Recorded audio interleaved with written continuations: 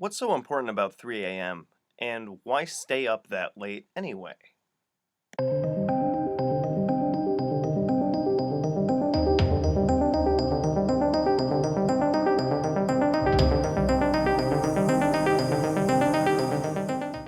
So, the witching hour or 3 a.m.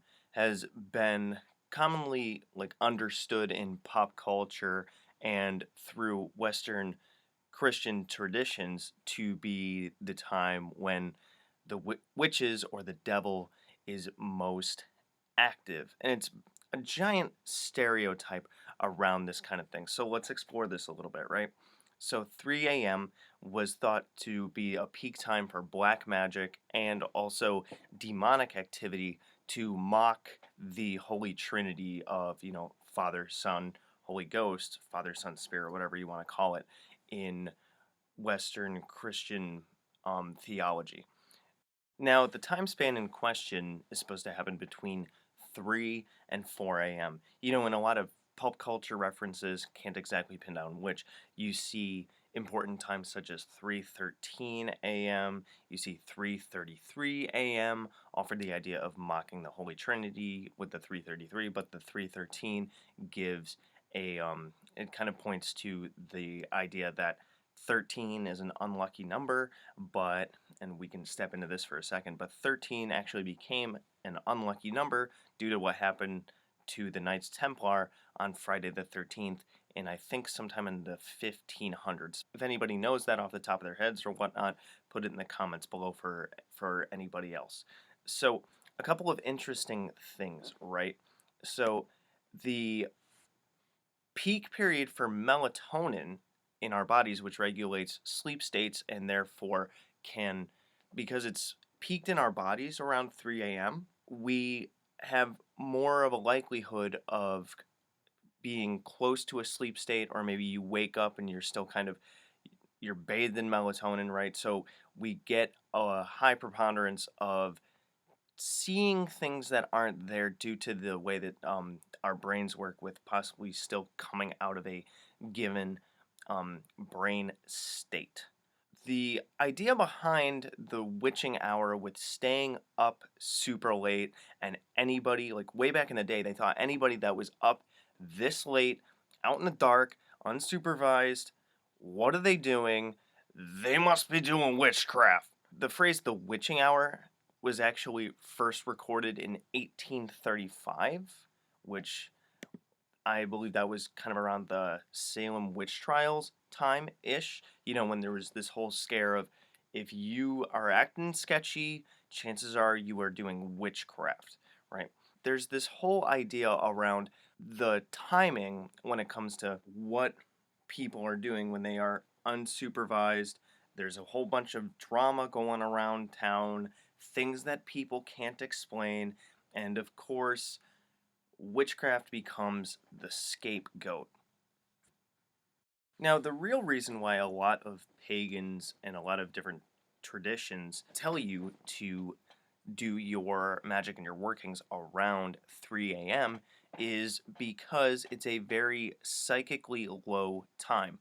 I don't know if you're like me, where you have been awake very, very early in the morning. My peak times for high concentration and the stuff I'm going to get into is usually after 4 a.m., between like 4 and 6 a.m. So, where I live, nothing's happening around here around 4 to 6 a.m. Everyone else is asleep. It's very, very, very super quiet. And if you've ever been awake really late at night, you'll notice that you can hear things more because there's less ambient noise. Less cars are moving around, less people are moving around, so you're actually able to, it feels more quiet. It's much more overall silent. And melatonin being coursing through your system around this time means you are more close to a dream state, as I said before, which can kind of open your mind up a little bit more to going different directions, and you're also more open to having some experiences due to your brain chemistry. In my line of thinking, and you can check this out in my book, Magical Theater. The idea is that your brain is more of an antenna for different experiences to happen. It is the device by which we access different aspects of existence, particularly magic and other planes and stuff that science really hasn't thought of yet. And your mind is much more open to these things around this time of day. Not to mention that when like anything that I do super early in the morning, no one else is going to know about because no one else is awake. I could go walking around outside, no one's any of the wiser. I can sit down here in my man cave and I can do any of the work that I need to do undisturbed. And when you are doing magic, you want to be undisturbed so you have the ability to concentrate and focus on the intent of your spell work. So, moral of the story is that the witching hour kind of brewed itself up from stereotypes about witchcraft and the idea that if you are off sneaking around when you're supposed to be sleeping, you must be up to no good. Now, the reality is that it is a very good time for concentration. It is a time when your brain chemistry is different, and therefore you can work some magic with this deeper receptive state. Now, one of the ideas that I think I already touched on, but I just want to go over it again, is when you are awake super late at night, that is a time that you can have privacy to get done any spell work that you want to get done while in a deep receptive state of mind. And that's what we really need in in magic and witchcraft, because what we're trying to do is program and tap into our deep subconscious, because that is the connection to the overall web of everything, so we can touch it to enact change through our energy and through our magic. So let me know what you guys think about this. You can drop stuff in the comments. You can always email me and check out any of my other videos. Subscribe, like, and all that other jazz, and I'll see you in my next video. Good hunting. Thanks for watching my video.